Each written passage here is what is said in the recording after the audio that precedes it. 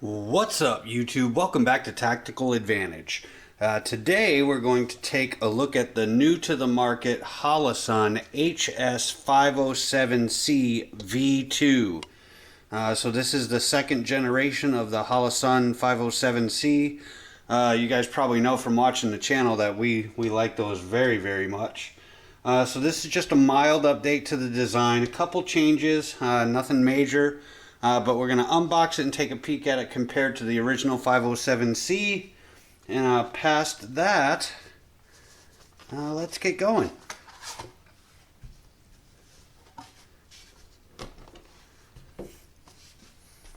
So pretty much the same there. Same box, ships in the same box. Has nuts long and short. Pick mount, just like the regular 507. You've got the Holosun adjustment key.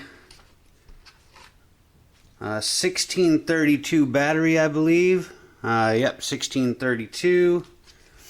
So that's different. So what we've got here is our original 507C that I have on one of my Poly 80s. So if you look, minus the pick mount, footprint is almost exactly the footprint is exactly the same, so it's still an RMR mount or an RMR footprint.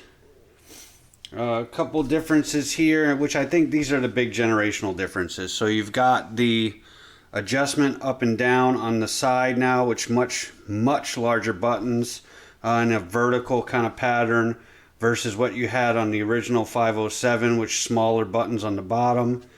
And the other big change is now you have battery capability on the drawer on the side versus what you would have on the original 507, where you have to remove the optic and the battery compartment is on the bottom. So that's handy. What I don't really like about it is I'm not a big fan of the 1632 battery. Not that there's anything really wrong with the battery. Just that they're a little bit harder to find. You don't see them as much. And the 2032s are really abundant. They're out there everywhere. You can find them no matter what. And really, pretty much every optic I have is running on a 2032. So there's a compatibility issue throughout the optics that works really well for me. But anyway, I understand why they're doing it. It makes a lot of sense. Really, another reason why that doesn't bring a whole lot of value to me is I ultrasonic clean my guns, so the optics have to come off every couple thousand rounds anyway. So not really beneficial in regards to the bolt life, but that's a feature that doesn't have a lot of value for me, but I can see where it certainly does. So let's take a peek inside that tray. First things first.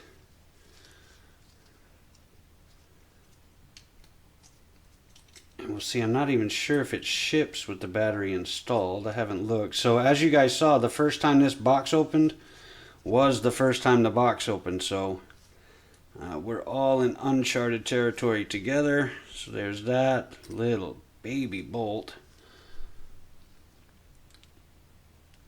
And it doesn't look like it's spring loaded, so you have to do an actual pry. So the battery is not installed. It does have some little positive markings right there, so we'll go ahead and install this battery. And as you guys probably know, and I could be wrong here, but I believe the Holosuns, really what's happening is they run off the panel, the solar panel, with ambient or solar light, and they use the battery as a backup. So I think even with the 1632, you're probably still looking at roughly 50,000 hours of battery life, and I think it's setting 6. It says on the box 50,000 hours battery life at setting 6.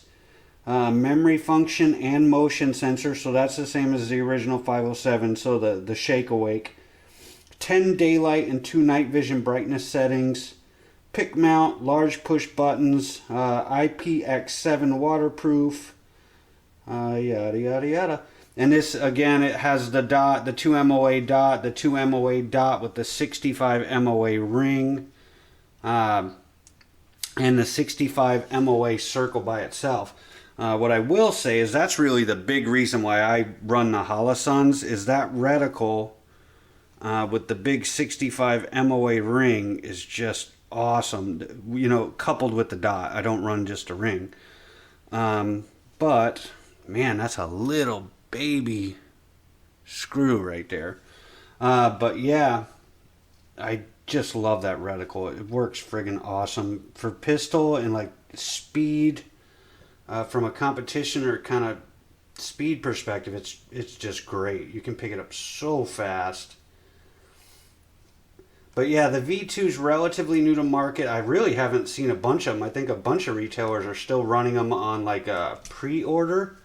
But Tim actually found this. This is a replacement for a Vortex Venom on his comp gun. So let's try and turn it on here. Okay, so I was hearing that some were showing up with a dead battery. Not a big deal. You know, go buy a battery if you have to.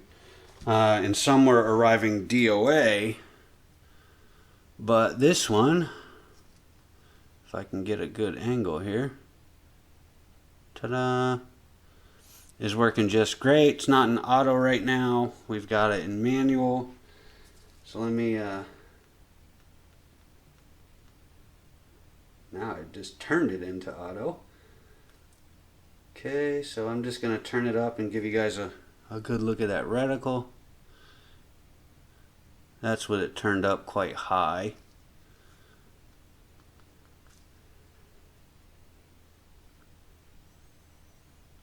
And then versus the my regular 507, which is also turned up pretty high.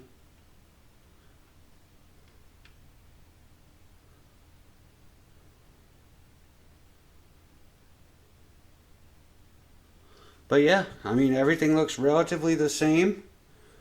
So we'll see. This is going to be obviously a gun that's, or an optic that's going to be around on one of the normal staple channel guns.